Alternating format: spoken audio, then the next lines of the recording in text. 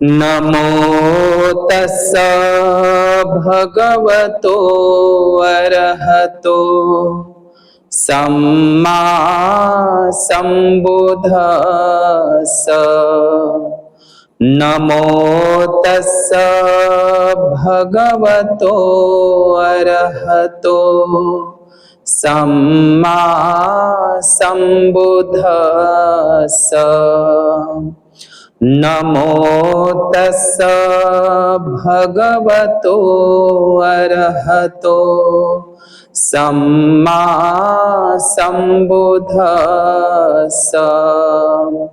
विश्व शांतीदूत, विश्व वंदनीय, द लाईट ऑफ वर्ल्ड या जगाचा प्रकाश, विश्वदीप, महान कारुणिक अरहत सम्यक संबुद्ध, सम्यक संबुद्धांनी सुआख्यात सुस्पष्ट केलेला सरळ मार्गी निब्बाणगामी निब्बाण अशा महान परम सुखाकडे घेऊन जाणारा आदि कल्याणकारी, मध्य कल्याणकारी, अंतिमही कल्याणकारी, बहुजन हिताय बहुजन सुखाय असा हा सद्धम्म, या सद्धम्माला घेऊन जगणारा बौद्ध धम्माचा अविरतपणे अथकपणे प्रचार प्रसार करणारा भगवंताचा आर्य पुण्यक्षेत्र असलेला पूजनीय भिक्खू संघ, बुद्धाचे 9, धम्माचे 6 आणि संघाचे 9 गुण, या त्रिरत्नातील 24ही गुणांचे स्मरण करून देवानंग पियदसी धम्मदायाद महान सम्राट अशोक मौर्य,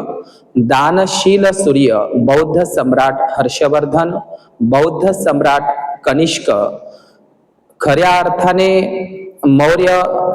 मौर्य शासनानंतर या महाराष्ट्रामध्ये बौद्ध धम्माचा मोठ्या प्रमाणात प्रचार आणि प्रसार करणारे सातवाहन नागराजे, वाकाटक बौद्ध नागराजे आणि ज्या रक्ताचा एकही थेंब न सांडू देता अशी रक्तविहीन धम्मक्रांती करणारे ज्या महामानवामुळे आम्हाला बुद्ध, धम्म आणि संघ या त्रिरत्नाची ओळख झाली, ज्या महामानवाने आम्हाला बुद्ध दावला, असे Bodhisattva, the symbol of knowledge, विश्वरत्न, जग बदलणारा बाप माणूस डॉक्टर बाबासाहेब आंबेडकर या तीनही महामानवांना तिवार अभिवादन, पंचांग प्रणाम करून उपस्थित सर्व श्रद्धाशील संपन्न बौद्ध उपासक तसेच उपासिका, बालक बालिका यांच्या प्रति मंगलाची कामना करतो. सगळ्यांनी साधू साधू म्हणा.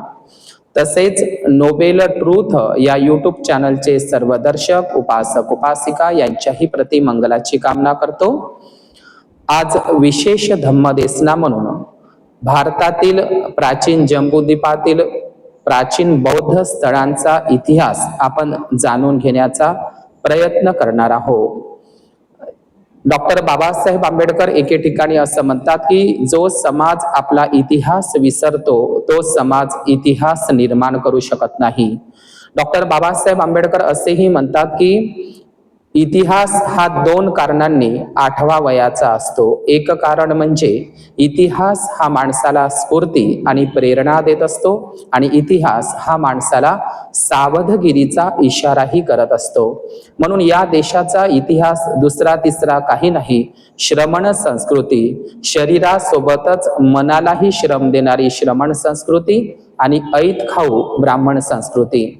म्हणजे डॉक्टर बाबासाहेब आंबेडकरांच्या शब्दामध्ये क्रांती आणि प्रतिक्रांतीचाच इतिहास या भारत देशाला लाभलेला आहे. डॉक्टर बाबासाहेब आंबेडकर एके ठिकाणी असं म्हणतात की एखाद्या देशाला जर गुलाम करावयाचे असेल तर सर्वप्रथम त्या देशाची संस्कृती हिसकावून घ्या, म्हणजे तो देश किंवा तो समाज किंवा ते लोक आपोआपच गुलाम होत असतात. आपल्याला सर्वांना माहित आहे की या प्राचीन जम्बूद्वीपाची संस्कृती ही विश्वमान्य, जगमान्य ही बौद्ध धम्म संस्कृती आहे. आणि म्हणून विशेष धम्मदेसना म्हणून हा आज म्हणजे प्राचीन बौद्ध स्थळांचा इतिहास या संदर्भामध्ये बौद्ध धम्माचा सांस्कृतिक, भौगोलिक आणि पुरातात्विक ऐतिहासिक अभ्यास होणं गरजेचं आहे. सांस्कृतिक, पुरातात्विक, भौगोलिक आणि सामाजिक इतिहास जाणून घेणं अत्यंत महत्त्वाचं आहे. बौद्ध शिल्पकला असेल किंवा बौद्ध लेण्या असेल, बौद्ध महास्तूप असेल, 84,000 धम्म शिलालेख असेल, यांचाही इतिहास जाणून घेणे अत्यंत गरजेचे आहे. आणि म्हणून बौद्ध धम्माचा जो अभ्यास म्हणून सांस्कृतिक, भौगोलिक, पुरातात्विक आणि ऐतिहासिक हा बौद्ध धम्म स्थळांचा हा वारसा सांगण्याचा मी प्रयत्न करत असतो. यापूर्वी सुद्धा आपल्या विशेष धम्मदेशनामध्ये यवतमाल के प्राचीन बौद्ध स्थल, चंद्रपूर के प्राचीन बौद्ध स्थल, भंडारा के प्राचीन बौद्ध स्थल, अमरावती के प्राचीन बौद्ध स्थळ आणि भंडारा के प्राचीन बौद्ध स्थळ असे विषय यापूर्वी सुद्धा आपल्या विशेष धम्मदेशनामध्ये झालेले आहे. तर आज विशेष धम्मदेशना म्हणजे वर्धा के प्राचीन बौद्ध स्थळ म्हणजे वर्धा जिल्ह्यातील प्राचीन बौद्ध स्थळांचा इतिहास आपण जाणून घेण्याचा प्रयत्न करत आहोत. विशेष धम्मदेशनामध्ये वर्धा जिल्ह्यातील प्राचीन बौद्ध स्थळांचा इतिहास या ठिकाणी जाणून घेण्याचा प्रयत्न करणार आहोत. सर्वप्रथम वर्धा. तर वर्धा जेव्हा ब्रिटिशांची सत्ता या भारतामध्ये होती, या भारतामध्ये जेव्हा ब्रिटिशांची सत्ता होती, तर खऱ्या अर्थानं ब्रिटिशांनी वर्धा हे नाव दिलेलं आहे. पाली धम्मलिपीमध्ये, पाली प्राकृतमध्ये व र आणि दा, पुन्हा लक्षात घ्या, पाली धम्मलिपीचा शब्द आहे वर्धा, व र आणि दा, वरदा. वरदा हा पाली धम्मलिपीतला शब्द आहे आणि इंग्रजांनी वर्धा असं शॉर्टकटमध्ये नामकरण केलेलं आहे. म्हणून वरदा हा पाली शब्द आहे आणि वर्धा हा इंग्रजांनी दिलेला शब्द आहे. तर वर्धा हे नाव कशावरून पडलेलं आहे? तर या महाराष्ट्रातील नाग विदर्भामध्ये, या नाग लोकांच्या विदर्भामध्ये, या नाग विदर्भामध्ये वर्धा नावाची नदी असल्यामुळे आणि म्हणून वर्धा नदी ही वाहत असल्यामुळे या नाग विदर्भामध्ये म्हणून याला वर्धा जिल्हा असं नाव पडलेलं आहे. वर्धा हा शब्द मुळातच पाली आहे. जसं आपण रतन सुत्तामध्ये म्हणत असतो वरदो वराहरो, आणि वर्धा जसं वरदान हा शब्द आहे. जसे विशाखा मातेने बुद्धाला 8 वरदान मागितले होते, तर वरदा त्याला न जर जोडला तर वरदान होत असते. तर वर्धा हा शब्द पाली आहे आणि वर्धा हा शब्द इंग्रजांनी दिलेला आहे.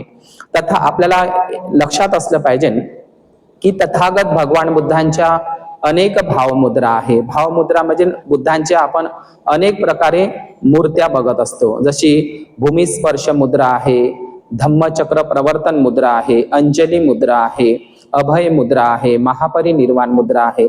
तर अशाच पद्धतीने भगवान बुद्धांच्या 11 मुद्रा आहे. आशीर्वाद मुद्रा आहे, तर्जनी मुद्रा आहे.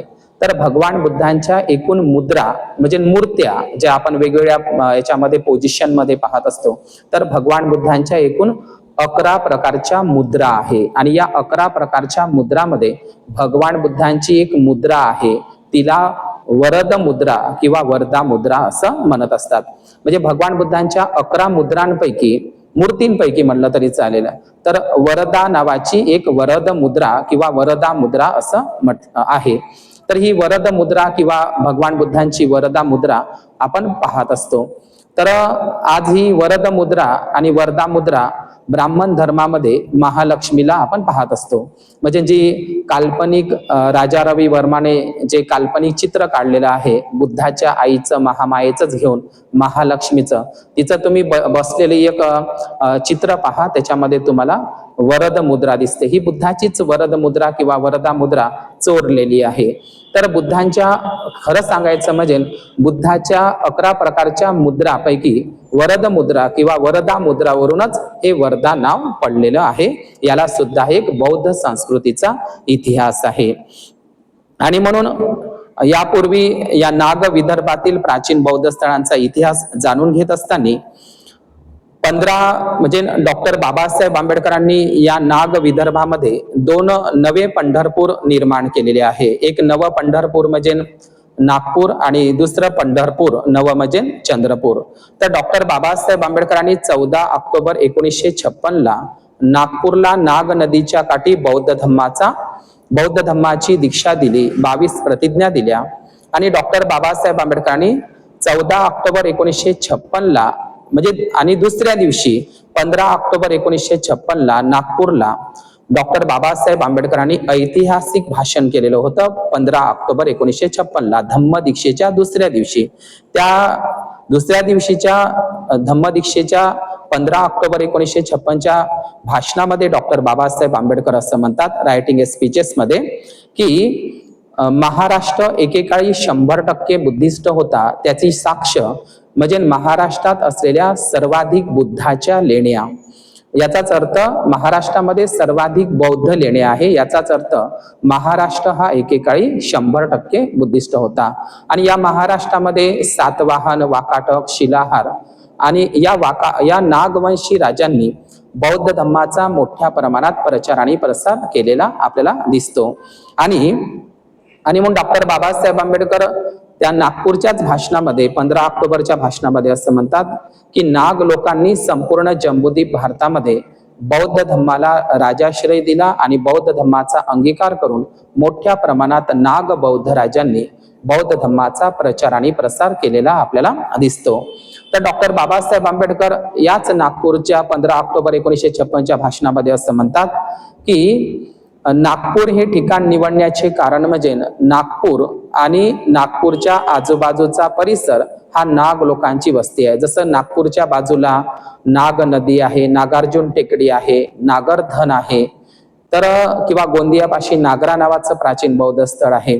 तर नागपूर आणि नागपूरच्या कितीतरी अंतरापर्यंत, किलोमीटर पर्यंत नाग लोकांची दाट लोकसंख्या असल्यामुळे हे नागपूर ठिकाण मी बौद्ध धम्म दीक्षेसाठी निवडलेलं आहे. डॉक्टर बाबासाहेब आंबेडकर त्याच भाषणामध्ये असं म्हणतात की खांडव वनामध्ये पुराणात ब्राह्मणांच्या पुराणामध्ये काही दाखले उदाहरण सापडतात की नाग लोकांना खांडव वनामध्ये नाग लोकांना जाळल्याचे पुरावे सापडतात. नाग लोकांना खांडव वनामध्ये जाळण्याचे पुरावे पुराणात सापडतात.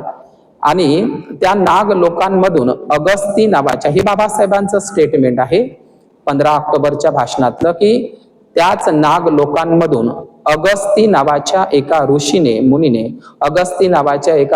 मुनीने एक नाग मनुष्य वाचवला, त्याचेच आपण नागवंशी लोक आहोत. आणि म्हणून डॉक्टर बाबासाहेब आंबेडकरांनी आपल्याला बौद्ध धम्माची दीक्षा देत असताना आपण प्राचीन काळातले नागवंशी लोक बुद्धिस्टच होतो. आपली घर वापसी पुन्हा बाबासाहेबांनी बौद्ध धम्मामध्ये केलेली आहे. तर हे नागपूर आणि नागपूरच्या कितीतरी किलोमीटर अंतरपर्यंत हे नाग लोकांच्या वस्त्या होत्या. आणि म्हणून वर्धा हे ठिकाण सुद्धा नाग वस्तीचं एक ठिकाण होतं. आणि म्हणून या नाग विदर्भामध्ये नाग राजांचं नाग शासन होतं. आणि म्हणून लक्षात घ्या, जोपर्यंत या भारतामध्ये नाग शासन येत नाही तोपर्यंत बुद्ध शासन येणार नाही. जेव्हा नाग शासन येईल तेव्हाच बुद्ध शासन येईल. आणि म्हणून नाग लोकांची सत्ता या जम्बूद्वीप भारतामध्ये होती. आणि म्हणून वर्धा येथील प्राचीन बौद्ध स्थळांचा इतिहास आपण जाणून घेण्याचा प्रयत्न करणार आहोत. तर वर्धा जिल्हा हा नाग विदर्भामध्ये येतो आणि नागपूर, वर्धा, यवतमाळ रोडवर हा वर्धा जिल्हा आहे. तर नागपूर आणि नागपूरच्या आजूबाजूचा परिसर हा नाग लोकांची प्राचीन काळामध्ये नाग राजांची विशेष नाग शासन, नाग सत्ता होती. आजही वर्धा जिल्हा म्हणजे नागपूरचा जर विचार केला तर नागपूरला नागपूर आहे, नाग नदी आहे, नागार्जुन टेकडी आहे, नागरधन आहे, किंवा मनसर नावाचं नाग लोकांचं विद्यापीठ आहे. किंवा मग गोंदिया जिल्हा जर पकडला या नाग विदर्भाचा, तर गोंदिया जिल्ह्यामध्ये नागरा नावाचं वाकाटक नागराजांचं प्राचीन बौद्ध स्थळ आहे. आणि चंद्रपूर जिल्ह्यामध्ये जर बघितलं तर चंद्रपूर जिल्ह्यामध्ये सुद्धा नागभीड आणि 7 बौद्ध नागराजांचा उल्लेख सुद्धा सापडतो. जसं भद्रावतीच्या ज्या काही बौद्ध लेण्या आहे, विद्यासन बुद्ध लेण्या, या वाकाटक सातवाहन नागराजांनी खोदलेल्या आहे. भद्रावतीला भद्रनाग नावाचा धम्मराजा शासन करत होता, त्याचं शासन होतं. तर चंद्रपूरला नागभीड हे ठिकाण आहे. नागभीड म्हणजे काय? नाग लोकांची भीड. आणि या गडचिरोली जिल्ह्यामध्ये नागेपल्ली आहे. नागेपल्ली हे सुद्धा प्राचीन बौद्ध स्थळ आहे गडचिरोलीचं.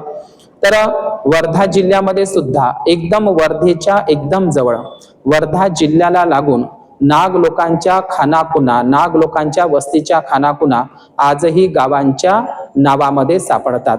म्हणजे वर्धाच्या बाजूला मी बघितलं, वर्धेला लागूनच, वर्धा या शहराला लागूनच नागठाणा नावाचं गाव आहे, नागापूर नावाचं. म्हणजे वर्धा जिल्ह्याला लागूनच नागठाणा, नागापूर, नागटेकडी, नागझरी आणि इकडे देवळी तालुक्यामध्ये चिखली अडेगाव पासी नागोबाचे पठार म्हणतात लोक. ते नागोबाचे पठार नसून ते नाग लोकांचे पठार आहे. आणि म्हणून वर्धा जिल्ह्यामध्ये सुद्धा नाग या शब्दावरून कितीतरी गावाचे नाव सापडतात, जसं नागठाणा, नागापूर, नागटेकडी, नागझरी, नागपठार. तर अशा पद्धतीचे हे नाग लोकांच्या वस्तीचे ठिकाण वर्धा जिल्ह्यामध्ये होते. बौद्ध संस्कृतीशी संबंधित असलेले या नाग विदर्भ वर्धामध्ये काही गावांची नावं सुद्धा आहे. जसं वर्धा जिल्ह्यामध्ये देवळी तालुक्यात नंदपूर आहे. आपल्याला माहित आहे बुद्धाच्या भावाचं आणि भिक्खूचं नाव होतं नंदपूर. वर्धा जिल्ह्यामध्ये समुद्रपूर तालुका आणि आष्टी तालुक्यामध्ये सुजातपूर नावाचं गाव आहे. सुजातपूर म्हणजे काय, सुजाता. आणि मल्लिकापूर, जशी भगवान बुद्धांची आणि राजा प्रसेनजिताची महाराणी आणि भगवंताची उपासिका मल्लिका राणी होती. आणि याच वर्धा जिल्ह्यामध्ये आर्वी तालुक्यामध्ये तारा सावंगा नावाचं गाव आहे. तारा सावंगा. आता तारा सावंगा हे जे गाव आहे आर्वी तालुक्यामध्ये वर्धा जिल्ह्यामध्ये, तर तारा कोण आहे, तर हीच महायानी वज्रयान बौद्ध संप्रदायाची बोधिसत्व तारा. जेणेकरून बोधिसत्व ताराचं महाविहार तारा सावंगाला असावं म्हणून त्याचं नाव तारा सावंगा असं पडलेलं आहे. आणि याच वर्धा जिल्हा आणि अमरावतीच्या सीमेवर वर्धा नदीच्या काठावर प्राचीन बौद्ध स्थळ कौंडिण्यपूर आहे. आता हे कौंडिण्यपूर काय आहे, तर कौंडिण्य म्हणजे तथागत भगवान बुद्धांचा प्रथम अर्हत भिक्खू, तथागत भगवान बुद्धांचा प्रथम शिष्य अज्ञात कौंडिन्य, या कौंडिन्य भिक्खूंचं ठिकाण म्हणजे अमरावती आणि वर्धा जिल्ह्याच्या सीमेवर वर्धा नदीच्या तीरावरच हे ठिकाण आहे. वर्धा नदीच्या तीरावर कौंडिण्यपूर हे प्राचीन बौद्ध स्थळ आहे. या कौंडिण्यपूरला मौर्य सातवाहन काळातील बौद्ध स्तूपांचे अवशेष सापडलेले आहे. अलीकडेच या कौंडिण्यपूरला बुद्धाची मूर्ती सुद्धा प्राप्त झालेली आहे. तर हे कौंडिण्यपूर जरी अमरावती मध्ये असेल तरी ते वर्धा जिल्ह्याच्या सीमेवरच आहे आणि खास करून वर्धा नदीच्या काठावरच हे कौंडिण्यपूर प्राचीन बौद्ध स्थळ आहे. आणि आपल्याला माहित आहे की कोणतेही बौद्ध स्थळ आहे, बौद्ध लेण्या असेल, बौद्ध महाविहार असेल, बौद्ध महास्तूप असेल, हे संपूर्ण नदीच्या तीरावरच असतात. आणि म्हणून कौंडिण्यपूर हे प्राचीन बौद्ध स्थळ वर्धा नदीच्या तीरावर आहे. दुसरं स्थळ आहे सालबर्डी. साल म्हणजे ज्या साल वृक्षाखाली बुद्धाचा जन्म आणि महापरिनिर्वाण झालं, तर हे सालबर्डी ठिकाण सुद्धा वर्धा जिल्हा, अमरावती आणि मध्य प्रदेशाच्या सीमेवर आहे. आणि हे सालबर्डी सातपुडा पर्वतरांगेच्या शेवटच्या टोकामध्ये अरहत महादेव भिक्खू यांचं ते म्हणजे आजचे जे सालबर्डी ठिकाण आहे हे अवंती महाजनपदाचा एक हिस्सा होता मध्य प्रदेशामध्ये वर्धा जिल्ह्याच्या सीमेवर. तर सालबर्डी हे अरहत महादेव महास्तवीरांची एक वर्षावासाची भूमी होती. तर हे सालबर्डी ठिकाण सुद्धा सम्राट अशोकाने 84,000 महास्तूप बांधले. त्या महास्तूपापैकीचा एक महास्तूप सालबर्डीला होता, त्याचे अवशेष आहे. आणि सालबर्डीला वाकाटक आणि सातवाहन काळातील आणि गुप्त काळातील छाप असलेल्या नागराजांच्या, बौद्ध नागराजांच्या बौद्ध लेण्या सुद्धा आहे. हे आपण लक्षात घेतलं पाहिजे. आणि ह्या सालबर्डीच्या बौद्ध लेण्या आणि सालबर्डीचा महास्तूप हा सुद्धा गडगा आणि माडू नदीच्या किनाऱ्यावर आहे. आणि म्हणून नागविदर्भ या संपूर्ण नागविदर्भ वर्धा क्षेत्रामध्ये नागशासन होतं, नाग लोकांची सत्ता होती. या नागविदर्भामध्ये म्हणजे त्या महाराष्ट्रामध्ये किंवा या संपूर्ण जम्बूद्वीप भारतामध्ये मौर्य म्हणजे खास करून या महाराष्ट्रामध्ये या नाग विदर्भामध्ये मौर्य, सातवाहन, वाकाटक, महाक्षत्रप, विष्णुकुंडीन, चालुक्य, राष्ट्रकूट आणि भोसले या नागवंशी नागरोकांनी आपलं नाग शासन चालवलेलं आहे. म्हणजे या नाग लोकांनी बौद्ध धर्माचा प्रचार प्रसार केला, ज्याची मी नाव घेतलेले आहे. मौर्य, सातवाहन, वाकाटक, महाक्षत्रप, विष्णुकुंडिन्य, चालुक्य, राष्ट्रकूट, शिलाहार आणि भोसले हे घराणे सुद्धा नागवंशी घराणे होते आणि या नाग लोकांचं नागशासन या संपूर्ण नाग विदर्भामध्ये या वर्धा जिल्ह्यामध्ये सुद्धा होता आणि भोसल्यांचं एक घराणं नागपूरला सुद्धा होतं आणि म्हणून बोधिसत्व डॉक्टर बाबासाहेब आंबेडकरांच्या दोन भेटी अमरावतीला बोधिसत्व डॉक्टर बाबासाहेब आंबेडकरांच्या दोन भेटी नाग विदर्भातील अमरावतीला दोनदा झालेल्या आहे आणि वर्धा जिल्ह्याला दोनदा झालेल्या आहे। डॉक्टर बाबासाहेब आंबेडकरांची पहिली भेट वर्धा जिल्ह्याला 1 मे 1936 ला झालेली आहे, म्हणजे ते सेवाग्राम वर्धा बापू कुटीला, आणि दुसरी भेट 25 एप्रिल 1954 ला पुलगावला झालेली आहे। आणि अशा पद्धतीने डॉक्टर बाबासाहेब आंबेडकरांचा पदस्पर्श सुद्धा या वर्धा जिल्ह्याला लाभलेला आहे। बुद्ध आणि त्यांच्या धम्मग्रंथाचे लेखक, अनुवादक, पाली अभ्यासक आणि हिंदी साहित्यक आणि डॉक्टर भदंत आनंद कौशल्यायन जे बौद्ध भिक्खू आहे पंजाबचे, डॉक्टर भदंत आनंद कौशल्यायन भिक्खू हे भिक्खू 10 वर्ष हिंदी राष्ट्रभाषा प्रचार समिती वर्धा, हिंदी राष्ट्रभाषा प्रचार समिती वर्धा या ठिकाणी 10 वर्ष डॉक्टर भदंत आनंद कौशल्यायन हे भिक्खू वर्धा या ठिकाणी लागलेले आहे। डी कोसंबी जे धम्मानंद कोसंबी आहे, जे पालीचे अभ्यासक आहे, इतिहासकार आहे, लेखक आहे आणि गणितज्ञ सुद्धा आहे आणि जे ज्यांना धम्मानंद कोसंबी म्हणतात, ज्यांनी अत्तदंड सुत्ताचा दाखला देऊन सिद्धार्थ गौतमाच्या गृहत्यागाचे खरे कारण रोहिणी नदीचं पाणीच आहे हा जो संदर्भ धम्मानंद कोसंबी जे गोव्याचे ब्राह्मण आहे, हे धम्मानंद कोसंबी सुद्धा वर्धेला महात्मा गांधींच्या सेवाग्रामच्या बापू कुटीला राहिलेले आहे। म्हणजे डॉक्टर भदंत आनंद कौशल्यायन असो आणि डी कोसंबी म्हणजे धम्मानंद कोसंबी हे सुद्धा बौद्ध धम्मावरील 4 निबंध हे पुस्तक त्यांचं विशेष गाजलेलं आहे। तर धम्मानंद कोसंबी सुद्धा सेवाग्रामला बापू कुटीला वर्धेला राहिलेले आहे। वर्धा जिल्ह्यातील सेवाग्रामच्या गांधीजींच्या बापू कुटीमध्येच त्यांचं परिनिर्वाण झालेलं आहे। दुसरी गोष्ट आपल्याला माहित असलं पाहिजे की डॉक्टर बाबासाहेब आंबेडकरांच्या बौद्ध धम्माच्या दीक्षेच्या वेळी जे 7 भिक्खू उपस्थित होते, डॉक्टर बाबासाहेब आंबेडकरांनी 13 ऑक्टोबर 1956 ला श्याम हॉटेल नागपूरला आणि 14 ऑक्टोबर 1956 ला बौद्ध धम्माची दीक्षा घेतली।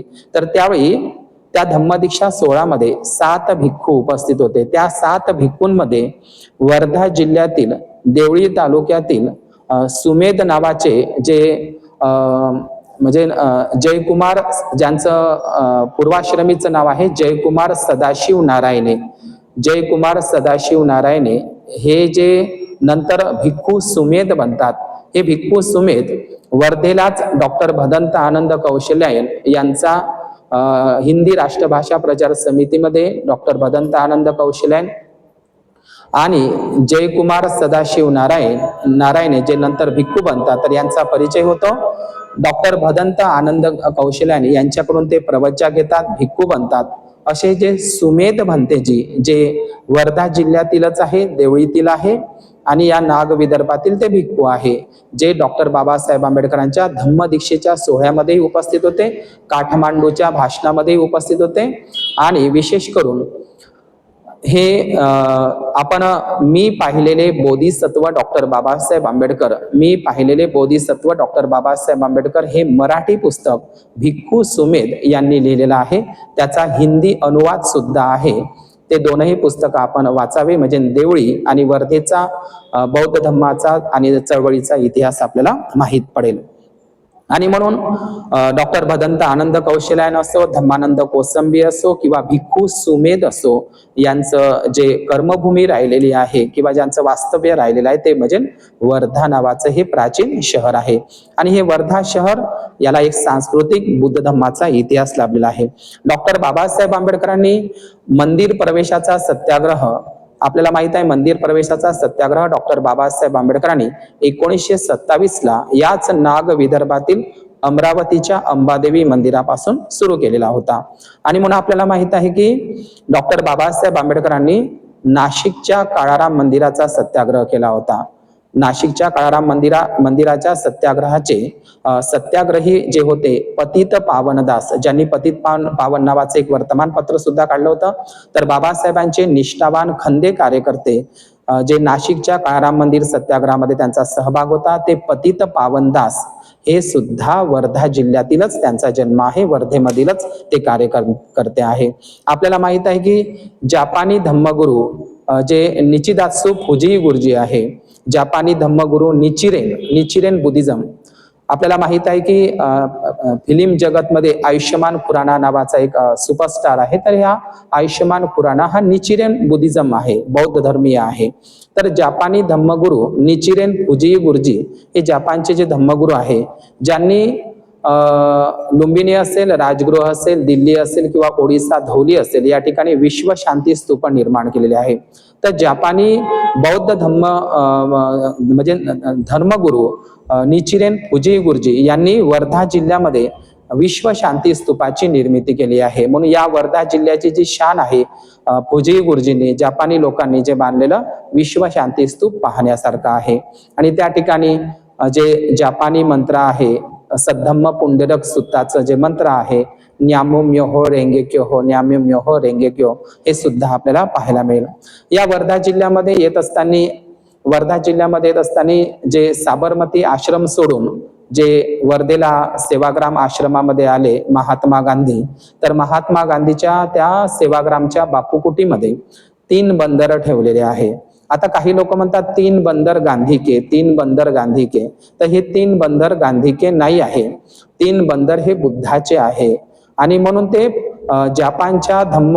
जपानचे जे बौद्ध धम्मगुरू आहे फुजी गुरुजी यांनी हे 3 बंदर, बुरा न देखो, बुरा न बोलो, बुरा न सुनो, हे 3 बंदर गांधीचे नाही, तर हे 3 बंदर बुद्धाचे आहे, बुद्धाची शिकवण आहे. म्हणजे बुरा न देखो, बुरा न बोलो, बुरा न सुनो, म्हणजे बुरा न बोलो जसं आपण महामंगल सूत्रामध्ये म्हणतो सुभाषिताच या वाचा, म्हणजे सुमधुर बोलणे. बुरा न देखो, बुरा न बोलो आणि बुरा न सुनो, हे 3 बंदर गांधीजीचे नसून ते बुद्धाचे आहे, जातक कथेमधले आहे, बुद्धाची शिकवण त्याच्यामधून आलेली आहे. तर हे 3ही बंदर तुम्हाला सेवाग्रामच्या बापूकुटीमध्ये म्हणजे वर्धेला पाहायला मिळेल. सेवाग्रामचं प्राचीन नाव शेगाव होतं, नंतर गांधीजीनं ते बदलवलेलं आहे.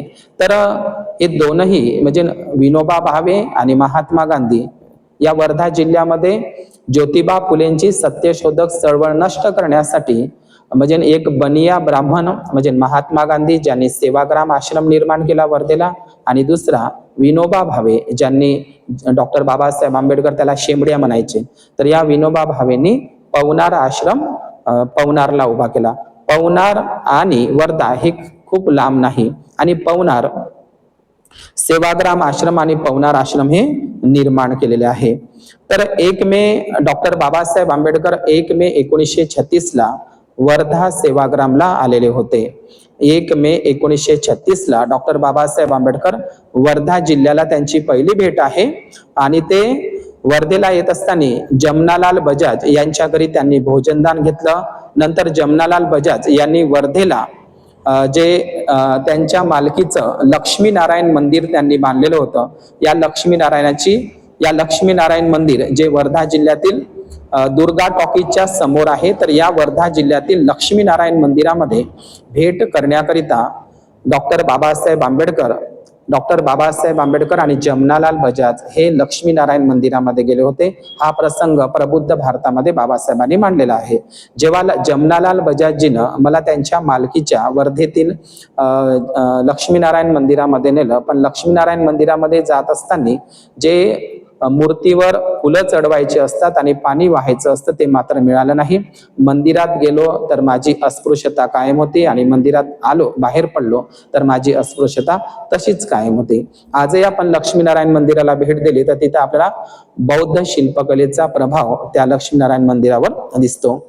आणि म्हणून डॉक्टर बाबासाहेब आंबेडकर हे वर्धेला आले. अस्पृश्य ज्यावेळी त्यांनी महात्मा गांधींची सेवाग्रामला बापूकुटीला भेट घेतली, तर डॉक्टर बाबासाहेब आंबेडकर दलित वस्ती सेवाग्राम मध्ये गेलेले होते. आणि म्हणून त्यांनी आजही सेवाग्रामला जर आपण गेलो तर सेवाग्रामला डॉक्टर बाबासाहेब आंबेडकरांनी जेव्हा वर्धेला बापूकुटीला बापू कुटीला भेट दिली. तर बापू कुटीला भेट देत असताना डॉक्टर बाबासाहेब आंबेडकरांनी सेवाग्रामच्या जुन्या वस्तीला सुद्धा भेट दिली आणि त्या जुन्या वस्तीतील लोकांना शिक्षणाचे महत्त्व समजून सांगितले. मेलेले गुरढोर ओढू नका, शिक्षण घ्या, आपल्या मुलाबाळांना शिकवा, स्वच्छ राहा, अशी शिकवण बाबासाहेबांनी त्यावेळी सेवाग्राम, वर्धेतील सेवाग्रामच्या लोकांना दिलेली आहे. आजही त्या ठिकाणी धम्मेक बुद्ध विहार आहे आणि त्या ठिकाणी बाबासाहेब ज्या झाडाखाली दगडावर बसून लोकांना मार्गदर्शन केलं, आजही तो दगड स्मृतीस्थळ म्हणून सेवाग्रामचे लोक त्याचं आगमन दिवस म्हणून 1 मे 1936 ते दिवस साजरा करतात. तर अशा पद्धतीनं डॉक्टर बाबासाहेब या वर्धा जिल्ह्यामधील आणखी एक ऐतिहासिक वारसा लाभलेलं गाव म्हणजे बोरगाव आलोडी नावाचं गाव. तर हे बोरगाव आलोडी नावाचं गाव त्या ठिकाणी आपल्याला माहित आहे, नागपूरला सुलोचनाताई डोंगरे यांनी अस्पृश्य महिला परिषद भरवली होती नागपूरला. तर अशीच अस्पृश्य महिला परिषद वर्धा जिल्ह्यातील बोरगाव आलोडी या गावामध्ये भरलेली होती. आणि दुसरी गोष्ट, या वर्धा जिल्ह्याला महाकवी वामनदादा कर्डक यांनी 1993 ला भेट दिली होती. महाकवी वामनदादा कर्डक जे दलित साहित्य संमेलन म्हणून ओळखल्या जात होतं, दलित साहित्य संमेलन, हे दलित साहित्य संमेलन हे नाव बदलून आंबेडकरी साहित्य संमेलन असं नवीन नाव महाकवी वामनदादा कर्डक यांनी 1993 ला वर्धापासूनच ते नाव बदलवलेलं आहे. आणि आपल्याला माहित असेल की एक प्रसिद्ध गाणं आहे महाराष्ट्रामध्ये, मराठीमध्ये, सुमेध बोधिसत्व बुद्धीची साथ होती. तर हे सुमेध बोधिसत्व बुद्धीची साथ होती या गीताचे जे कवी आहे, गीतकार आहे, लेखक आहे, गायक आहे आचार्य सूर्यकांत भगत. आचार्य सूर्यकांत भगतांनी सुमेध बोधिसत्व हे गाणं लिहिलेलं आहे. त्यांचं जन्मगाव सुद्धा सेवाग्राम वर्धा आहे. आणि आपल्याला माहित असेल, ज्ञान सूर्य तो इस जगत का भीमराव महान, हे जे गीत आहे, हे गीत जे कवी सुधीर भगत यांनी लिहिलेलं आहे ते सुद्धा वर्धा जिल्ह्यातील बोरगाव आलोडी मधले आहे. सध्याला ते मुंबईला राहतात.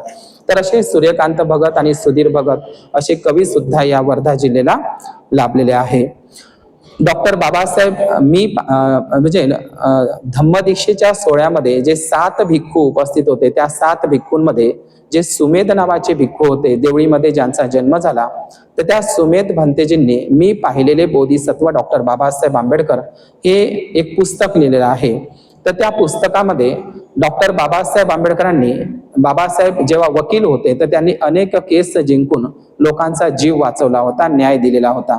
तर जेव्हा बाबासाहेब वकील होते तर बाबासाहेबांना आपल्याला माहित आहे, साताऱ्यामध्ये क्रांतिसिंह नाना पाटील हे साताऱ्यांचे, त्यांच्या जावयाची केस लढवणारे आणि त्यांच्या जावयाचा जीव वाचवणारे, फाशीपासून बचाव करणारे डॉक्टर बाबासाहेब होते.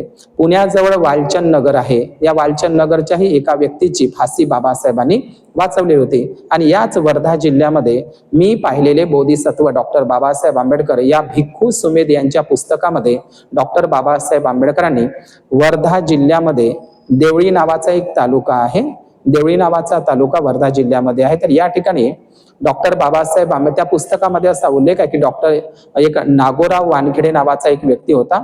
देवळी तालुक्यामध्ये आजही ते गाव आहे, सोनेगाव आबाजी. हे सोनेगाव आबाजी नावाचं गाव आजही देवळी तालुक्यामध्ये आहे. या सोनेगाव आबाजीमध्ये एका पाटलाने जातीयवाचक शिवा दिल्या होत्या नागोराव वानखेडेच्या आईला, आणि म्हणून त्याचा बदला म्हणून नागोराव वानखेडे या तरुण मुलाने वर्धा येथे त्या जातीयवादी मनुवादी महाराची दिवसाढवळ्या हत्या केली होती, खून केला होता, चाकू खुपसला होता, त्याला जिवंत दिवसाढवळ्या मारून टाकलं होतं. हे सुमेध भंतेच्या पुस्तकामध्ये आहे. आणि त्याची केस लढवण्यासाठी मग या वर्धा जिल्ह्यातून सोनेगाव आबाजी येथून देवळी तालुक्यातून काही लोक मुंबईला राजगृह बंगल्यावर बाबासाहेबाला भेटण्यासाठी गेले आणि नागोराव वानखेडे या तरुण मुलांची फाशी डॉक्टर बाबासाहेबांनी वाचवली होती. हा उल्लेख सुमेध भंतेंच्या पुस्तकामध्ये आहे. तर अशा पद्धतीने हा वर्धा जिल्ह्यातील मी हा इतिहास सांगितलाय. ती वर्धा शहर आणि पवनार शहर आपण लक्षात घेतलं पाहिजे. वर्धा आणि पवनार हे शहर खूप काही, हे ठिकाण अगदी जवळच आहे. म्हणजे 1 किलोमीटर पवनार आणि वर्धा आणि पवनार हे दोनही ठिकाणं नागपूर यवतमाळ महामार्गावर आहे. आता वर्धा आणि पवनार याचं अंतर 1 किलोमीटर आहे. म्हणजे पवनार आणि वर्धा याचं अंतरच 1 किलोमीटर आहे. याच म्हणजे आपण लक्षात घेतलं पाहिजे की पवनार हे प्राचीन नगर आहे की वर्धा हे प्राचीन नगर आहे. आपण लक्षात घ्या, पवनार हे प्राचीन नगर आहे की वर्धा हे प्राचीन नगर आहे. तर पवनार हे प्राचीन नगर आहे आणि हे पवनार आणि वर्धेचा अंतर फक्त 1 किलोमीटर आहे. आणि हे पवनार जे गाव आहे आता सध्याला वर्धा जिल्ह्यामध्ये, हे पवनार धाम नदीच्या किनाऱ्यावर आहे, धाम नदीच्या काठी आहे. ती धाम नदी नसून ती धम्म नदी आहे. नंतर अपभ्रंश झाला, धम्म नदीच्या काठावर. पवनारचं प्राचीन नाव प्रवरपूर होतं. प्रवर या शब्दाचा अर्थ होते श्रेष्ठ. पवर हा पाली शब्द आहे, जसं आपण प्रवर्तन म्हणतो किंवा प्रवारणा म्हणतो. तर आज पवनार गाव जुनं की वर्धा गाव जुनं, तर पवनार आणि वर्धा याचं अंतरच 1 किलोमीटर आहे. त्याच्यामुळे पवनार आणि वर्धा हे काही वेगवेगळे नाही. आणि म्हणून पवनार आणि वर्धा याला जे महाराष्ट्रामध्ये सातवाहन आणि वाकाटक नागराजे होऊन गेले यांचा वारसा लाभलेला आहे. आणि म्हणून पवनार हे वाकाटक नागराजांची प्रांतिक राजधानी होती. वाकाटक नागराजांची राजधानी तशी वाशिमला वत्सगुल्म होती, नागपूरपाशी नागरधन होती. तर अशा अनेक वाकाटक नाग बौद्ध राजांच्या अनेक राजधान्या होत्या.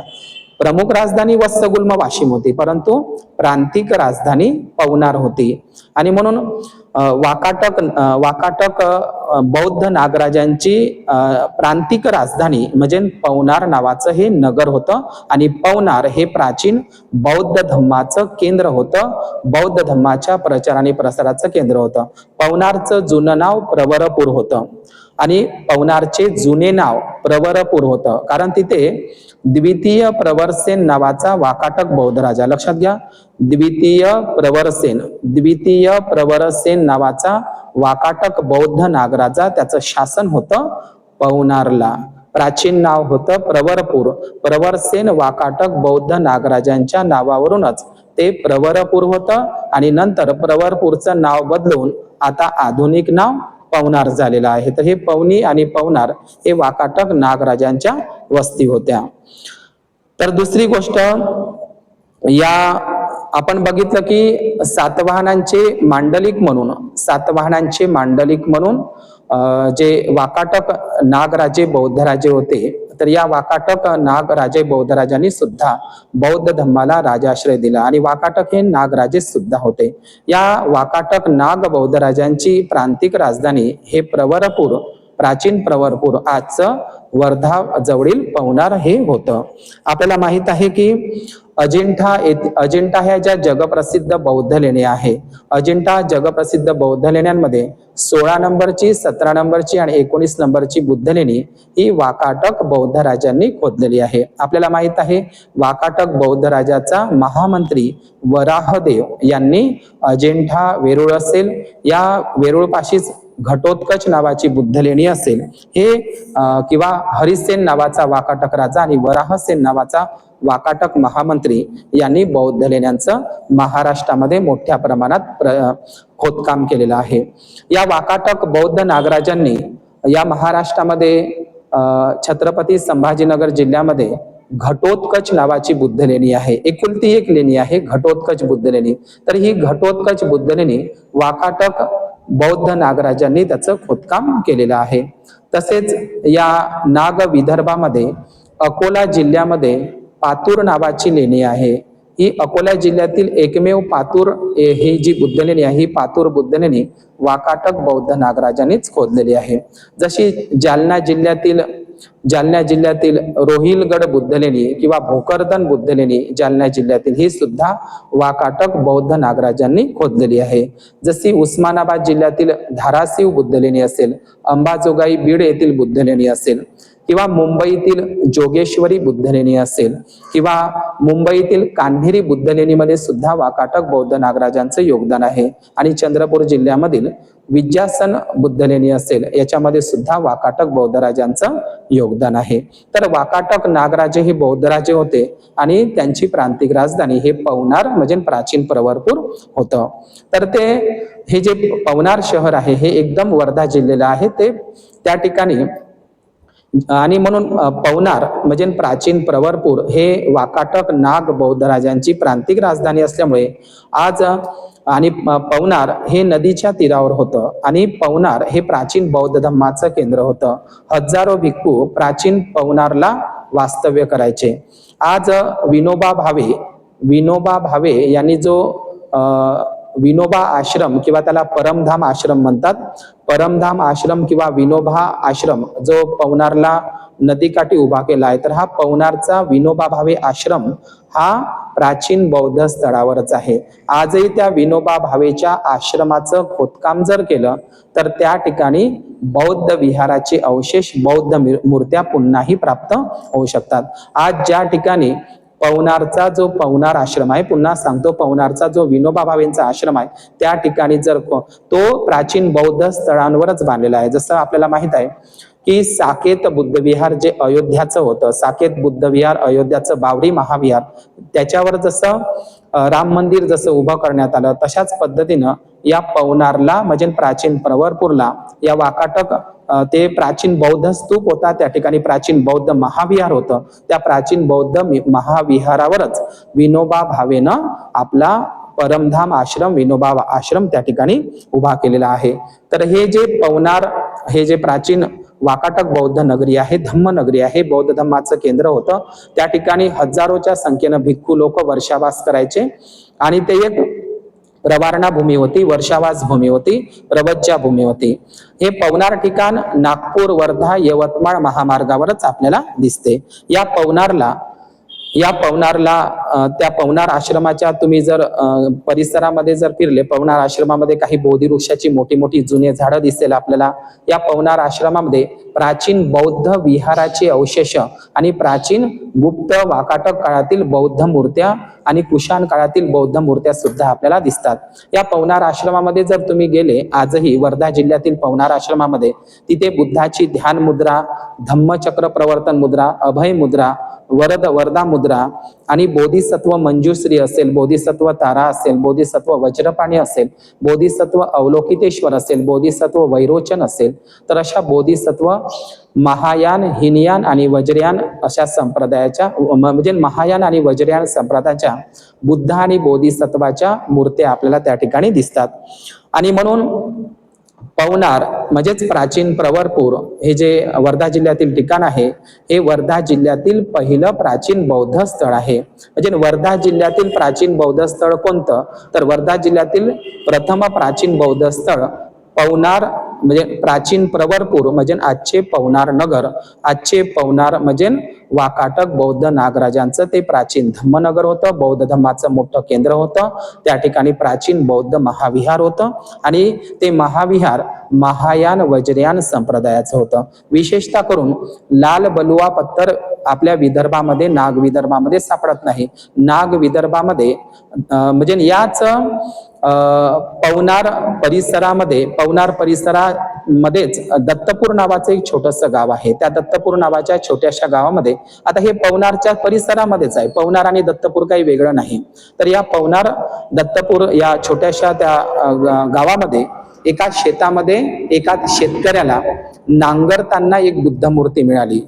ही नाग विदर्भातील वर्धा जिल्ह्यातील प्रथम बुद्ध मूर्ती आहे आणि ही बुद्ध मूर्ती लाल बलुआ पत्थर मधली आहे. हा लाल बलुआ पत्थर आपल्या नाग विदर्भामध्ये सापडत नाही, तर हा लाल बलुआ पत्थर असलेली जी बुद्ध मूर्ती आहे हे तुम्हाला उत्तर भारतामध्ये सापडते. म्हणजे ना महान सम्राट कनिष्क यांनी बुद्धाची मूर्ती पहिल्यांदा मथुरा या मूर्ती कला केंद्राच्या ठिकाणी म्हणजे उत्तर प्रदेशातील मथुरा या ठिकाणी बुद्धाची पहिली मूर्ती सम्राट कनिष्काने निर्माण केली होती.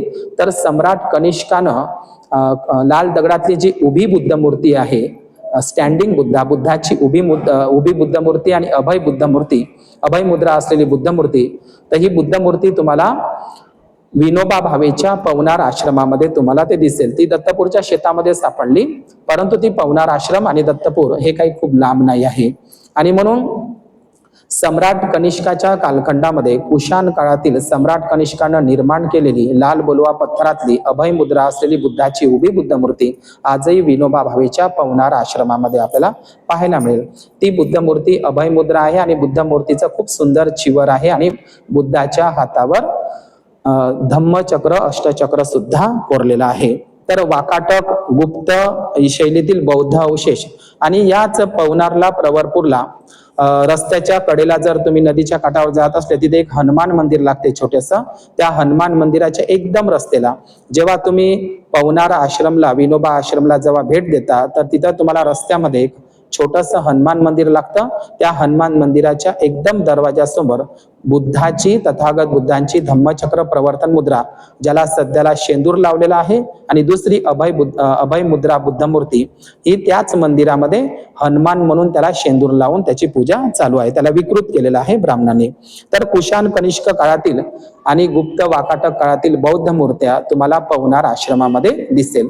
तर पवनार प्राचीन प्रवरपूर आश्रम ज्या ठिकाणी विनोबा भावे या ब्राह्मणांनी आपलं मंदिर आश्रम उभा केलेला आहे, तर विनोबा भावेच्या त्या परमधाम आश्रमाचं जर उत्खनन झालं तर त्या ठिकाणी मोठे बौद्ध अवशेष पुन्हा प्राप्त होतात।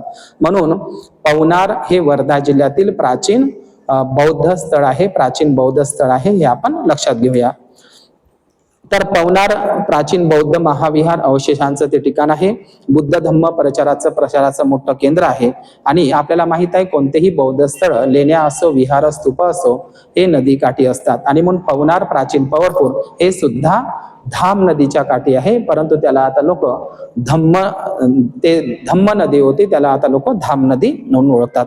तर वर्धा आधी का पवनार आधी, तर पवनारच आधी आणि पवनार आणि वर्धा म्हणजे वर्धा आणि पवनार हे वाकाटक नागराजांचं सत्ता आहे।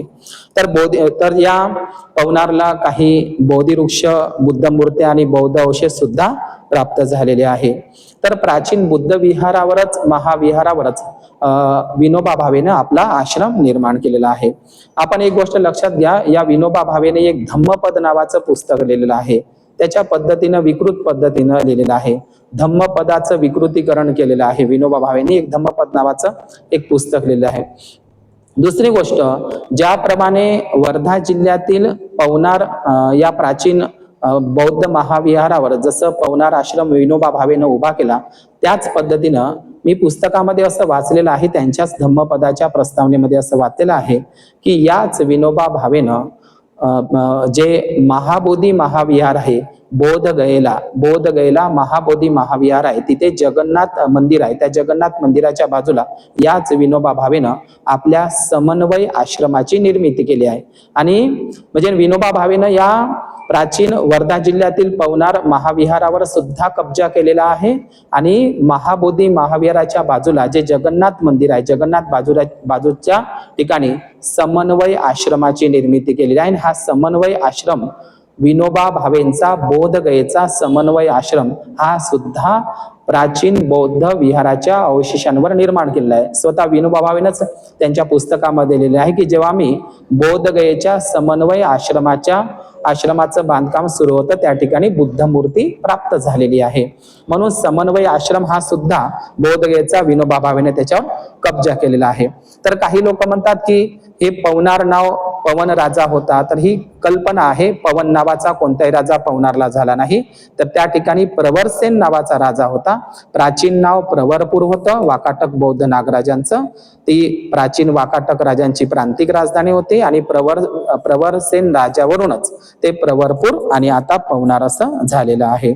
तर या पवनारला प्राचीन प्रवरपूरच्या बाजूला वर्धेला जे दत्तपूर आहे, या दत्तपूरला जी बुद्धाची मूर्ती प्राप्त झाली आहे जी सध्या विनोबाजींच्या आश्रमामध्ये ठेवली आहे, या दत्तपूरला सुद्धा उत्खनन होणं, ज्या ठिकाणी मूर्ती मिळाली ते सुद्धा गरजेचं आहे। म्हणजे शक्यता नाकारता येत नाही की ज्या दत्तपूरला वर्धा जिल्ह्यातील दत्तपूरला बुद्धाची मूर्ती प्राप्त झाली जी सध्या विनोबाच्या आश्रमामध्ये आहे, विनोबा भावेंच्या आश्रमामध्ये आहे, तर ते दत्तपूर सुद्धा प्राचीन बौद्ध स्थळ असावं। कारण दत्त हा शब्द पाली आहे, जसं आपण देवदत्त म्हणत असतो, समुद्र दत्त म्हणत असतो किंवा राजदत्त हे असे बुद्धांचे नाव आहे, तर किंवा सुदत्त म्हणत असतो।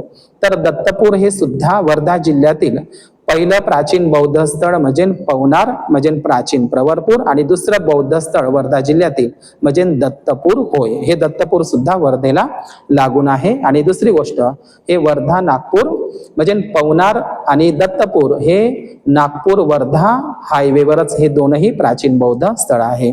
आणि आपल्याला माहित आहे की वाकाटक जे बौद्ध नागराजे होऊन गेले, या वाकाटक बौद्ध नागराजांची वंशावळी आपल्याला छत्रपती संभाजीनगर मधल्या घटोत्कच बुद्धलेणीमध्ये दिसेल. वाकाटक बौद्ध राजांची वंशावळी, त्यांच्या कुलांची नावं. आणि दुसरी गोष्ट, या वाकाटक बौद्ध नागराजांची वंशावळ जे पवनी नावाचं ठिकाण आहे, जे प्राचीन बौद्ध स्तूपांचं स्थळ आहे पवनी भंडारा जिल्ह्यामध्ये, तिथे सुद्धा एक ताम्रपट सापडलेला आहे. आणि त्या ताम्रपटामध्ये अचलपूर, अमरावती जिल्ह्यातील अचलपूरचा उल्लेख आहे. आणि पवनीला जो तांब्याचा ताम्रपट सापडलेला आहे, तर त्या ताम्रपटावर सुद्धा वाकाटक बौद्ध नागराजांच्या वंशांची नावं आहे.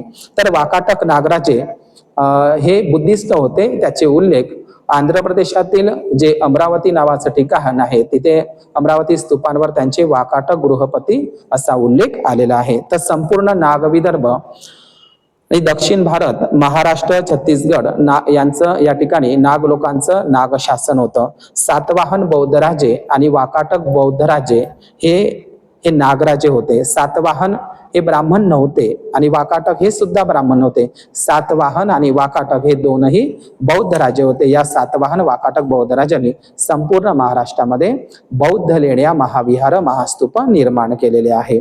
म्हणूनच बाबासाहेब म्हणतात की हा नागपूर आणि नागपूरचा परिसर या नाग लोकांची वस्ती होता, नाग लोकांची दाट संख्या होती.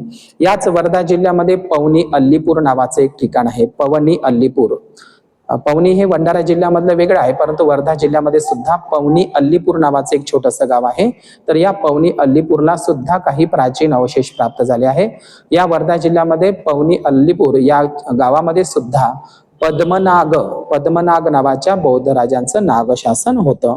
आणि आपल्याला माहित आहे या संपूर्ण नाग विदर्भामध्ये भद्रावती जिल्ह्यामध्ये भद्रनाग नावाचा राजा होऊन गेला. भद्रनाग नावाचा राजा भद्रावतीला होऊन गेला. भद्रावतीतल्या ज्या विजासन बुद्धलेण्या आहे, ह्या सातवाहन वाकाटक बौद्ध नागराजांनी खोदलेल्या आहे. या चंद्रपूर जिल्ह्यामध्ये 7 नागराजे होऊन गेले याचा उल्लेख आपल्याला सापडतो. जसा भटाळा असेल, नागसेन असेल, म्हणजे चंद्रपूर जिल्ह्यामध्ये जे भद्रावतीच्या परिसरामध्ये भद्रावतीला भद्रनाग नावाचा नागराजा राहत होता. तो बुद्धिस्ट नागराजा होता. तर भद्रावतीला म्हणजे चंद्रपूर जिल्ह्यामध्ये एकूण 7 नागराजांचा उल्लेख आपल्याला सापडतो. तसंच या चंद्रपूर जिल्ह्याच्या सीमेवर आपल्याला जे चंदनखेडा नावाचं ठिकाण आहे, हे चंदनखेडा ठिकाण चंद्रपूर जिल्ह्यामध्ये आहे आणि ते भद्रावती पासून जवळ आहे. चंदनखेड्याला मौर्य आणि सातवाहन काळातील बौद्ध स्तूपांचे अवशेष आणि सिक्के प्राप्त झालेले आहेत. तर चंदनखेडा हे चंद्रपूर जिल्ह्यातील प्राचीन बौद्ध स्थळ आहे. तसंच भद्रनाग नावाचा राजा भद्रावतीला राहायचा. आणि नागभीड आणि माणिकगड, आपल्याला माहित आहे चंद्रपूर जिल्ह्यातील माणिकगड किल्ला, हा माणिकगड किल्ला अहिलू नावाच्या माना नागराजांनी बांधलेला आहे. आणि या चंद्रपूर आणि यवतमाळ जिल्ह्याच्या सीमेवर म्हणजे वणी तालुका हा चंद्रपूर जिल्ह्याच्या सीमेवर आहे. वणी आणि वरोरा म्हणतो. या वणी तालुक्यामध्ये कवडसीच्या जंगलामध्ये 2 बौद्ध लेण्या आहे, वालुकाश्म प्रकारातल्या. आणि या यवतमाळ जिल्ह्यामध्ये वणी तालुक्यामध्ये कायर आणि मंदार हे प्राचीन बौद्ध स्तूपांचे, महावीरांचे ठिकाण आहे. सातवाहन आणि महाक्षत्रप आणि वाकाटक बौद्ध नागराजांच्या महाविहारांचे बौद्ध अवशेष वणी तालुक्यातील कायर आणि मंदार या गावामध्ये प्राप्त झालेले आहे. आपल्याला माहित आहे अलीकडेच या नाग विदर्भामध्ये यवतमाळ जिल्ह्यातील बाभुळगाव तालुक्यामध्ये पाचखेडला चंद्रभागा नदीच्या तीरावर राणी अमरावती या ठिकाणापासून जवळ असलेल्या पाचखेड या ठिकाणी सुद्धा चंद्रभागा नदीच्या काठावर सातवाहन काळातील बौद्ध स्तूप, महाविहारांचे अवशेष यवतमाळ जिल्ह्यामध्ये पाचखेड या ठिकाणी प्राप्त झालेले आहे. तर हे नाग विदर्भातला इतिहास सांगितलाय. तर वर्धा जिल्ह्यातील जे काही प्राचीन बौद्ध स्थळ आहे, तर या वर्धा जिल्ह्यातील प्राचीन बौद्ध स्थळ पैकी पहिलं बौद्ध स्थळ म्हणजे पवनार प्राचीन प्रवरपूर, दुसरं बौद्ध स्थळ म्हणजे दत्तपूर आणि याच वर्धा म्हणजे दत्तपूर आणि पवनार हे नागपूर वर्धा हायवेवर महामार्गावर आहे. तर याच हायवे महामार्गावर सेलडोह नावाचे एक ठिकाण आहे. केळझर पासून काही अंतरावरच वर्धा यवतमाळ नागपूर महामार्गावर सेलू तालुक्यामध्ये सेलडोह हे म्हणजे केळझरच्या थोडं पुढं केळझरच्या थोडं पुढं सेलडोह नावाचं एक ठिकाण आहे. त्या ठिकाणी एका बर्डावर सातवाहन बौद्ध नागराजांच्या महाविहारांच्या महास्तूपांच्या विटा सध्याला सेलडोह या ठिकाणी प्राप्त झालेले आहे. तर सेलडोह हे सेलू तालुक्यामध्ये येतं आणि सेलडोह हे वर्धा जिल्ह्यातील प्राचीन बौद्ध ठिकाण आहे. म्हणजे पवनार, प्रवरपूर, दत्तपूर आणि सेलडोह अलीकडे सातवाहन काळातील बौद्ध स्तूपांच्या विटा सेलडोह या छोट्याशा गावी प्राप्त झालेल्या आहे. दुसरी गोष्ट, या वर्धा जिल्ह्यातील प्राचीन बौद्ध स्थळांपैकी हे 3 स्थळ सांगितले आहे. या प्राचीन वर्धा जिल्ह्यातील एक चौथं प्राचीन बौद्ध स्थळ आहे ते म्हणजे केळझर. तर केळझर हे ठिकाण सुद्धा म्हणजे दत्तपूर, पवनार प्राचीन प्रवरपूर आणि सेलडोह आणि केळझर हे 4ही ठिकाणं नागपूर पुणे महामार्गावर आहे आणि एका मागोमागच आहे. पहिल्यांदा वर्धा लागते, त्यानंतर पवनार प्रवरपूर लागते, त्यानंतर दत्तपूर आणि सेलडोह आणि केळझर हे ठिकाण एकाच रोडवर आहे आणि एकाच मागोमाग आहे आणि ही संपूर्ण स्थळ नागपूर पुणे महामार्गावर म्हणजे नागपूर वर्धा यवतमाळ महामार्गावर ठिकाण आहे आणि ही प्राचीन बौद्ध स्थळ आहे. तर ही 3 प्राचीन बौद्ध स्थळ वर्धा जिल्ह्यातील याचा इतिहास आपण जाणून घेतला आहे. चौथं स्थळ आहे या वर्धा जिल्ह्यातील चौथं अत्यंत महत्वाचं प्राचीन बौद्ध स्थळ आहे ते म्हणजे केळझर. आता हे केळझर ठिकाण सुद्धा वर्धा यवतमाळ नागपूर महामार्गावर आहे आणि या केळझरचं प्राचीन नाव आहे एकचक्रनगर किंवा प्राचीन धम्मचक्रनगर. या केळझरचे प्राचीन जुने नाव आहे एकचक्रनगर किंवा प्राचीन धम्मचक्रनगर. तर वर्धा नागपूर यवतमाळ हायवेवरच हे केळझर हे वर्धा जिल्ह्यातील केळझर हे प्राचीन धम्मनगर होतं, महानगर होतं, बौद्ध धम्माचं मोठं केंद्र होतं केळझर. तर एक जुना ग्रंथ आहे, मिलिंद प्रश्नासारखा एक ग्रंथ आहे सुसीम प्रश्न. या सुसीम प्रश्न या ग्रंथामध्ये या केळझर महान धम्मनगराचा बौद्ध नगराचा उल्लेख आलेला आहे. या केळझर धम्मनगरामध्ये धम्मनाग नावाचा नागराजा, या नागराजाची नाग शासन होतं, नाग सत्ता होती. म्हणजे या केळझरला प्राचीन धम्मचक्र नगरला धम्मनाग नावाचा राज्य होता. हा बुद्धिस्ट राजा होता. या केळझरला धम्मनाग नावाचा बुद्धिस्ट नागराजा होता. त्याची महाराणी होती नागराणी भद्रशिला आणि त्याला एक नागकुमार होता राजपुत्र सुमित्र. तर अशा पद्धतीनं सुमित्र हा राजपुत्र, भद्रशिला नावाची बौद्ध नागराणी महाराणी आणि धम्मनाग नावाचा धम्मनागराजा या केळझरला त्यांचं नाग शासन होतं, नागसत्ता होती आणि ते बुद्धिस्ट होते. आणि आज या केळझरला जे प्राचीन धम्मचक्र नगर म्हणून ओळखलं जातं हे केळझर हे ठिकाण आज त्या ठिकाणी ब्राह्मण लोकांनी कब्जा केलेला आहे. संपूर्ण केळझर नगरामध्ये जर आपण फिरलो, पूर्ण गावात वस्तीत जर फिरलो, प्रत्येकांच्या अंगणामध्ये घरामध्ये आपल्याला पूर्ण केळझर नगरामध्ये तुम्ही जिथे जिथे केळझर गावामध्ये जर तुम्ही त्या फिरले तर तुम्हाला बौद्ध स्तूपांचे चैत्य गवाक्ष असेल, बौद्ध विहारांचे स्तंभ असेल, दगड असेल, मूर्त्या असेल, बोधिसत्वाच्या, बुद्धाच्या, अवलोकितेश्वराच्या अशा अनेक बौद्ध विहारांचे, बौद्ध स्तूपांचे अवशेष आपल्याला पूर्ण केळझर गावामध्ये तुम्हाला पाहायला मिळतात. सुंदर नक्षीकाम आणि शिल्पकार केलेले असे कलाकुसर केलेले बौद्ध विहारांचे अवशेष, बौद्ध नगरांचे अवशेष तुम्हाला संपूर्ण केळझर नगरामध्ये पाहायला मिळतात. आज या केळझर नगरामध्ये एक सिद्धिविनायक गणपती म्हणून बसवलेला आहे. तर ज्या ठिकाणी सिद्धिविनायक गणपती बसवलेला आहे केळझर नगरामध्ये एक पहाडी आहे. पहाडीला लागूनच ते बोरधरणचा जंगल आहे. त्या बोरधरणच्या जंगलाला लागूनच पहाडीलाच ते केळझर नावाचं प्राचीन धम्मनगर आहे. तर तिथे टेकडीवर एक सिद्धिविनायक काल्पनिक पेशव्यांचा निर्माण केलेला तो गणपती बसवलेला आहे. तर तिथे सिद्धिविनायक, आता सिद्धी कोणाला म्हटलेलं आहे? बुद्धाचे जे भिक्खू आहे सारीपुत्त आणि महामोगलायन यांनाच इद्दी आणि सिद्धी म्हटला. इद्दीमान महामोगलायन म्हणजे रिद्धी सिद्धी जे शब्द आपण म्हणत असतो हे रिद्धी सिद्धी शब्द पालीतले आहे. रिद्धी सिद्धी कोणाला म्हणतात? महामोगलायन आणि सारिपुत्ताला म्हणतात.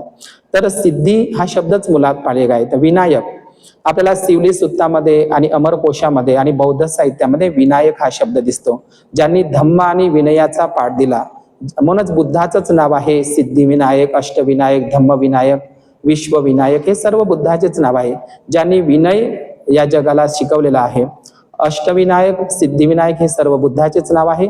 बुद्धालाच विनायक म्हटल्या जातं आणि म्हणून शिवली परित सुत्तामध्ये सुद्धा बुद्धाचा उल्लेख विनय कोश मध्ये आलेला आहे.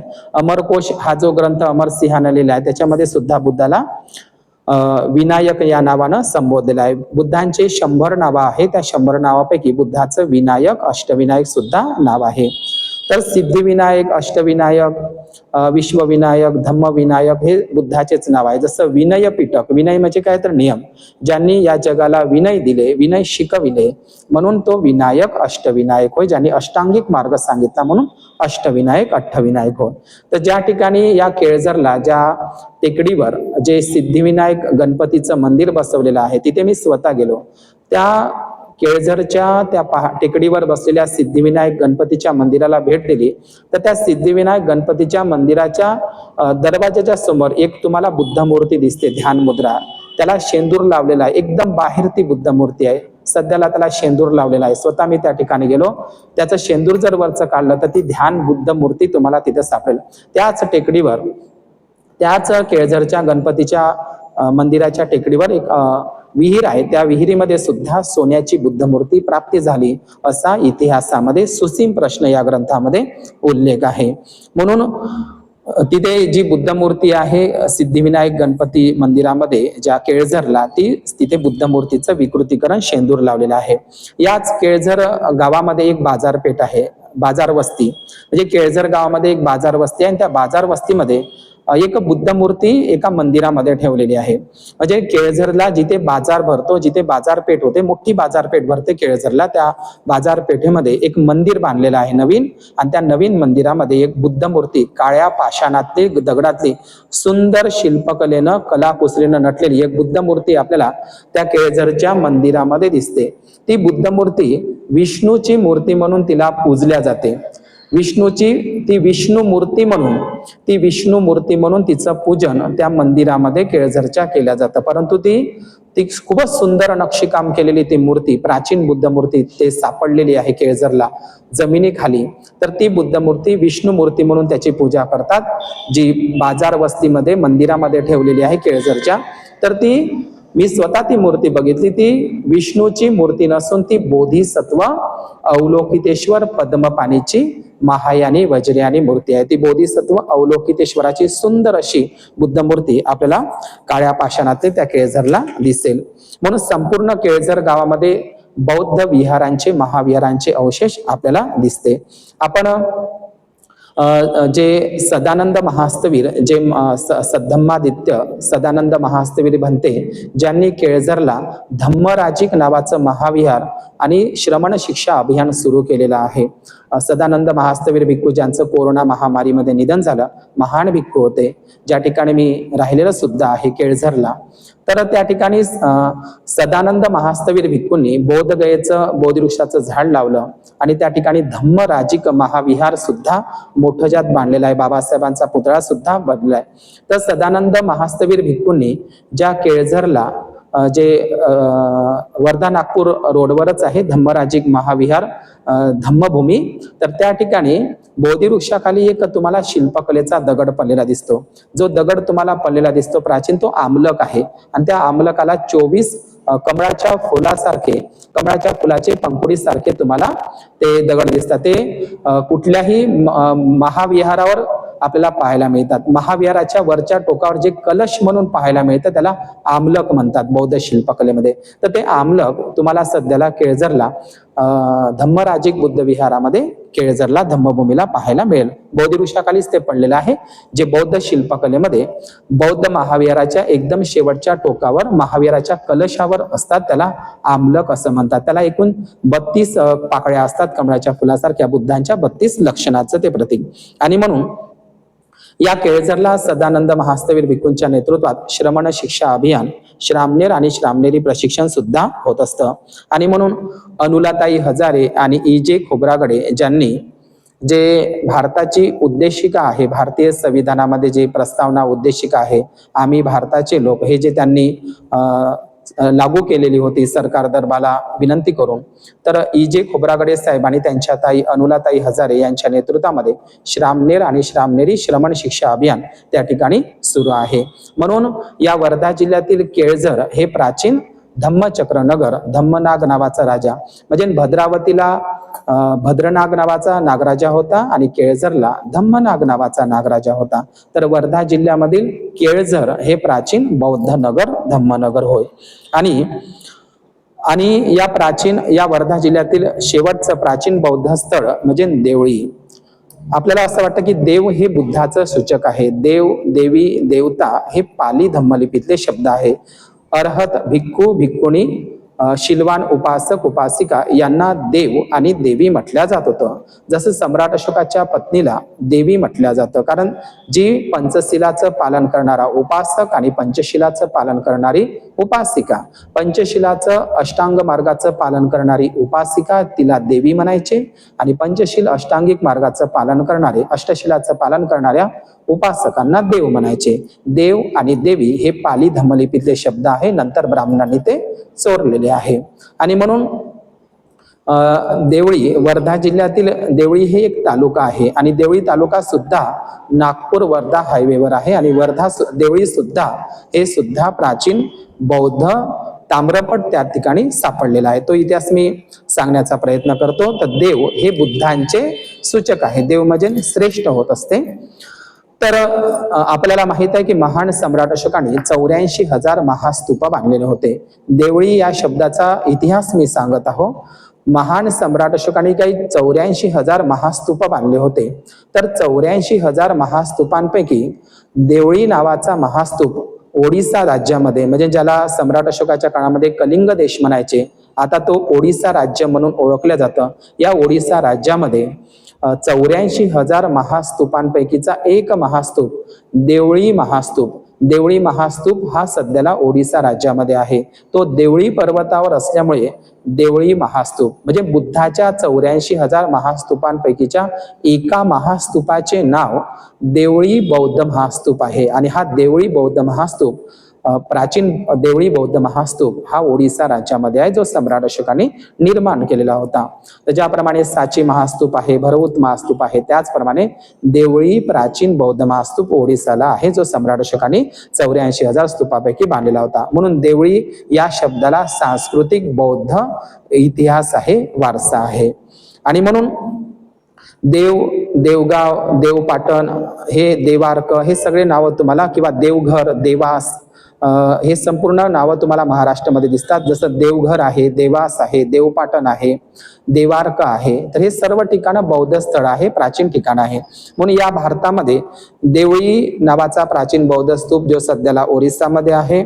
देवळी नावाचं ठिकाण दिल्लीला सुद्धा आहे. भारतामध्ये देवळी नावाची अनेक गावं आणि गावं आपल्याला दिसतात. देवळी हे ठिकाण, देवळी हे जे शहर आहे हे दिल्लीमध्ये सुद्धा आहे. एक देवळी नावाचं गाव राजस्थानमध्ये सुद्धा आहे. एक देवळी नावाचं गाव गुजरात राज्यामध्ये सुद्धा आहे. एक देवळी नावाचं गाव अकोल्यामध्ये सुद्धा आहे. एक देवळी नावाचं गाव नागपूर जिल्ह्यामध्ये आहे. एक देवळी नावाचं किंवा देवरी नावाचं ठिकाण गोंदियामध्ये आहे, किंवा देवळाली नावाचं ठिकाण नाशिकमध्ये आहे, किंवा देवळी नावाचं ठिकाण ओडिसामध्ये आहे. आणि या भारतामध्ये देवळी नावाचं जसं महार रेजिमेंट आहे, त्याच पद्धतीनं देवळी रेजिमेंट सुद्धा या महाराष्ट्रामध्ये, भारतामध्ये आहे, देवळी रेजिमेंट.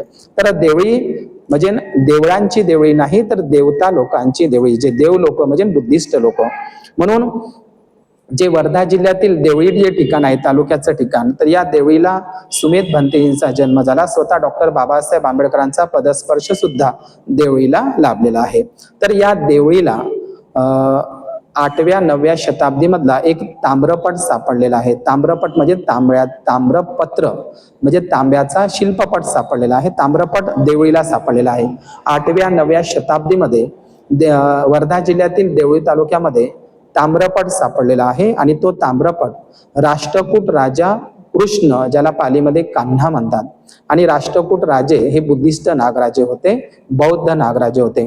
म्हणजे राष्ट्रकूट नागराजा कृष्ण किंवा ज्याला कन्हा म्हणतात, तृतीय राष्ट्रकूट राजा कृष्ण तृतीय, राष्ट्रकूट राजा कृष्ण तृतीय यांचा ताम्रपट म्हणजे देवळीला सापडलेला आहे. तो सध्याला नागपूरच्या अजब बंगल्यामध्ये ठेवलेला आहे. तर हा राष्ट्रकूट राजा कृष्ण किंवा कन्हा हा बुद्धिस्ट राजा होता, राष्ट्रकूट राजा. आणि या राष्ट्रकूट राजांची सत्ता सुद्धा नाग विदर्भामध्ये महाराष्ट्रामध्ये होती. तर राष्ट्रकूट राजा कृष्ण तृतीय यांचा ताम्रपट देवळीला सापडलेला आहे.